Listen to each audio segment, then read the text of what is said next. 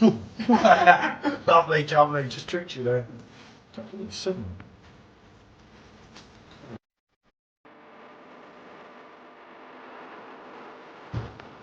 That's got to be reviewed, especially on the phone. And it was kind of heavy, especially when I learned to.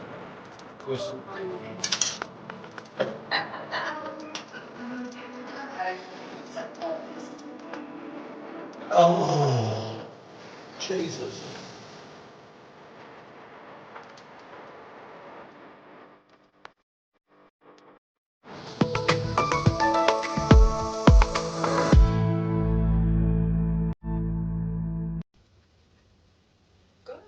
Jesus. I'm gonna be doing the pouring. Right, so. Right. We have a miracle. Michelle, people. Good evening, good afternoon, whatever it is. It's Monday, and the CASTELAIN Grand Cru is in. It's locked, loaded, and seeing as it's the pro, Michelle's decided to pour it for us. I hope you can hear me. Over this bloody machine. No, I will miss it. As I say, there you are. That's a good proper how you would pour it. So there we go. Yep, you better move it a bit closer. I was going to say, we're going to need to move this camera, aren't we? We're about 10 miles away from the camera. I'll look better from a distance. The wife tells me that. That's it. There, we got you. Right, all done. Right. So let's have a look at this. Smell that? Yeah. So there we have Is that it. like a golden amber colour? Is it?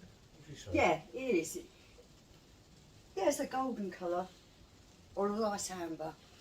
The condensation on the glass a bit mad. We've got it at 7, so sorry, 6 is actually. And this is the kind of style of glass that they recommend that you pour this drink in.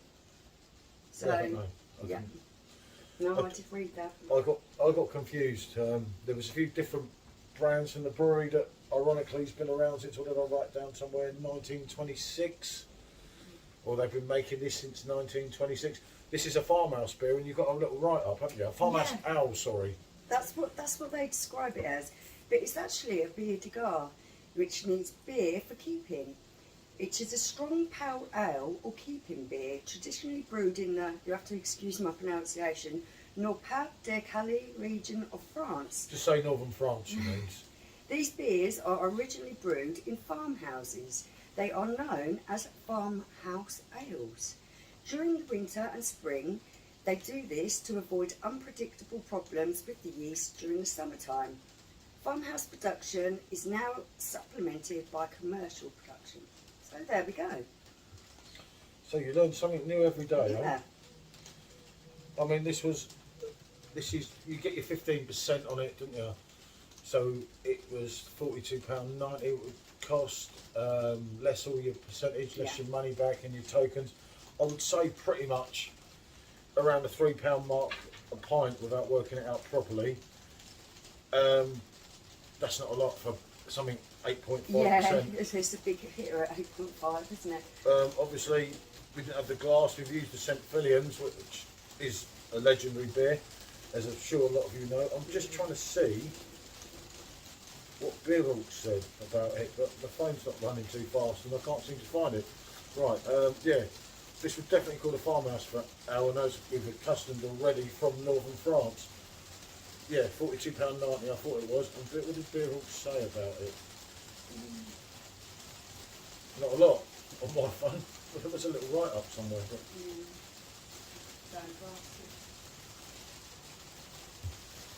Grand Cru by Brasserie CASTELAIN, which is a farmhouse golden ale from northern France. Beer pours a golden blonde. Well, I said golden ale, I'm right, they're wrong. The only thing that they've got wrong here is they say it should be served at 3%. 3 degrees. 3 degrees, sorry. It's, after a little bit of research, because I thought for this style of drink, I'm thinking it really isn't going to be good at 3 degrees, it should be a little bit warmer. I did some research and it should be served at around 6 degrees. I thought you said 7 or 8. 6 degrees, well it said a minimum of 6 degrees. Yeah, well we've got that on 6, which is again your advantage for your pro. Or if you're using the normal one, obviously wait 10 minutes and it's the same anyway. It's easy to put a thermometer in, isn't it? Right, the beer proposal, as I said, a quick golden blonde colour before you interrupted me, with a thick white head. You're getting as bad as me for doing that. The aroma is packed with fruity hops, spicing from the yeast, and bread cereal notes from the malt. It's a soft-bodied beer, which is smooth, at 8.5% ABV, as we already stated. So, yeah, this is a new one on obviously all of us. To my knowledge, if I'm honest, I don't think I've ever had a farmhouse ale in my life. So, there we go. I'm just being honest. So it's a little bit, you don't know what to expect because it's not something that I really know a lot about. No, that's all we can do. I did a bit of research today, so I've learned a little bit more. I'm not going to swill it. Yeah, no. And I'll tell you what, the aroma of this drink is really quite pungent. Because I'm actually smelling it without even putting it up to my nose. It's rich. What they're saying, it's fruity. Yeah. There's herbs in it, I think. You were getting a fruity, quite a strong fruity aroma that has a little bit of spiciness there. Yeah, I don't know. It's hard. Obviously, we've lost the head a bit. Yeah. But it's still carbonating coming up. We lost the head because we were gassing on so long, but that's going to happen, isn't it? You know, it's like... We did just want to try and find out a little bit of information about this particular beer so that we could pass on and save you reading a load of rubbish like what we did earlier. Toffee or caramel? Yeah, there is a sweetness there as well. But it's got fruit, it's got spice, obviously you've got your malts. Yeah. Me? Yeah, you go first. Here we go, here we go. This is iconic.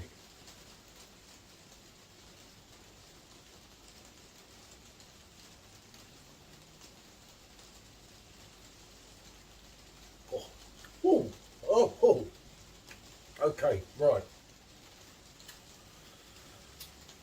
Not quite what I expected, but not bad. Straight away, on the first tasting, if you like your Belgian ales, That's exactly what I'm that's feeling. like a Belgian ale to me, like Quack, like TK, right? It's got a lovely, sensational, it's like the malt, like barley malt, isn't it? Yeah. And that is absolutely sensational with fruits running through your mouth, strong like fruits as well. Yeah. And then you've got the hoppiness right at the end, which is quite full on, I think. That's only the first one. I mean, if you think different, then say. There is a slight bitterness at the end. I don't think it's too overpowering. I think with the quite rich fruity flavours that are there, you were getting a nice balance by having that little bitterness at the end. I'd also say this has got taste of maybe raisin and...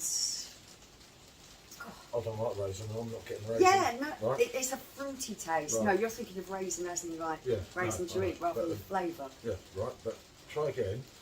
Hold it at the end, and you get licorice, which is exactly what I saw someone saying somewhere.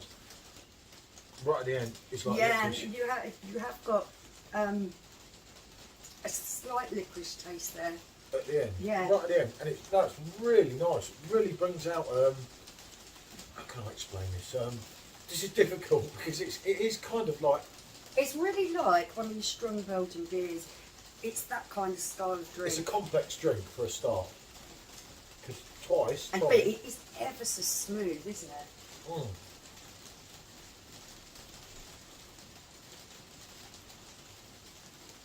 It's like definitely caramel, 100% caramel.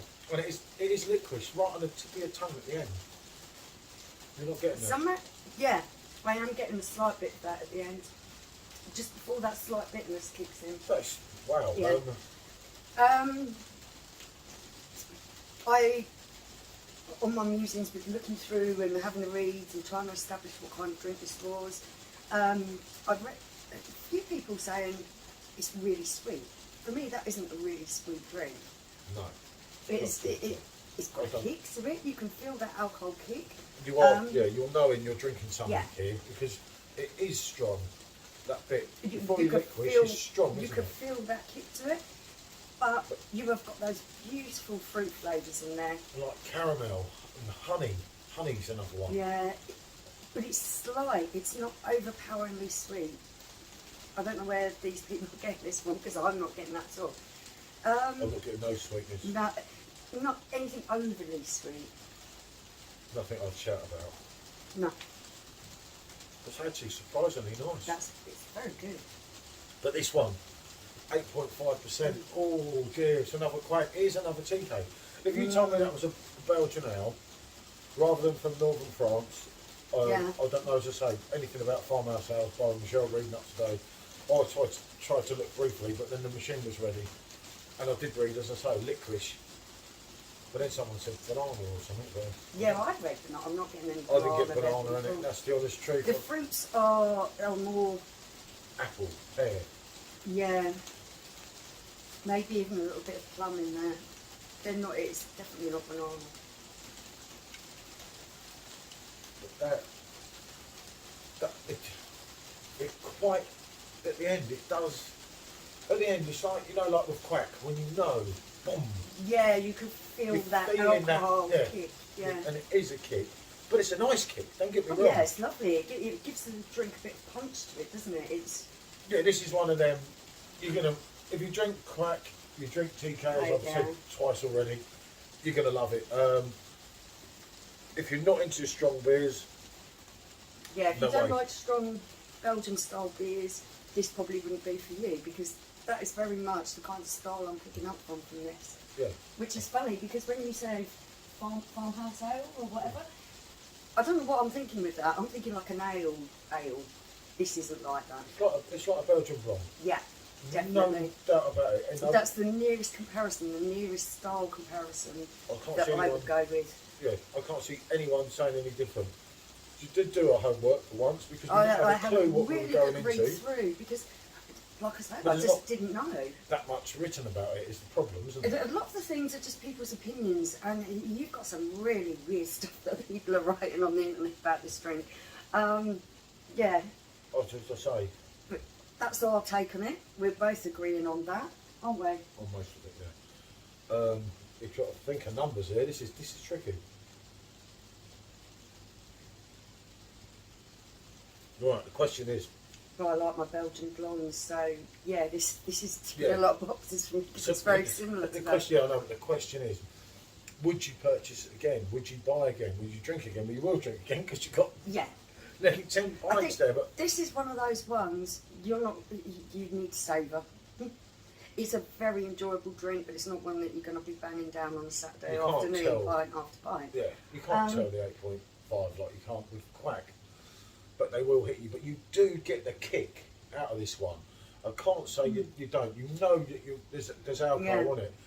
It's fruity, as I say, and you can taste like the barley malt in it, can't you? And it's really. But it is smooth as well. It It's does smooth sound as quite well. velvety. It's really, really pleasant in your mouth. If I would say it's along the lines more of quack than TK, although TK is more smoother than quack. So Yeah. it's without having them. The three of them, and there's no way, Pedro, I'm doing that, so don't even ask. No. No way. No. Having the three of them on the go, you couldn't really say, but that's decent. I know what I'm going for. I know what I'm going for. Don't copy mine. I'm not even looking at you. Oh, she's hiding it now. See that? So I'm going to give it a solid. And I wasn't even looking at him. I'll give It up. really is not what I expected. It's much more pleasant. It's a really good solid drink that, yeah, although it's going to have to be savoured, drinking it at, a slower pace, yeah, it's definitely something I would drink again. Yeah, definitely. Definitely. I've noticed as well, if you remember when I first said, I said how bitter and it was raw at the end. Once you start getting into it, that bitterness is starting to go. I found it quite slight. I was just balancing off the fruity kind of flavours in there. I found it abrupt, but then once I'd had a bit, it starts wavening out. But yeah, this is really drinkable. So maybe limit yourself to a couple. No, no. I mean, Time. I had to sort out the last quack keg. I had to sort out the last TK keg. And she'll be saying on YouTube Live, he's making me drink this. Help me, everyone. He's a mean man. Don't worry, I won't make you drink it. No, I it wouldn't is. mind having a few of these every now and I've Yeah, that's good. It's definitely an 8 out of 10. And as I say, if you're into Quack, you're into TK, that is definitely recommended. And it does, as I say, come on the 15% discount. So does the Ukrainian keg, which Dan announced today, by the way.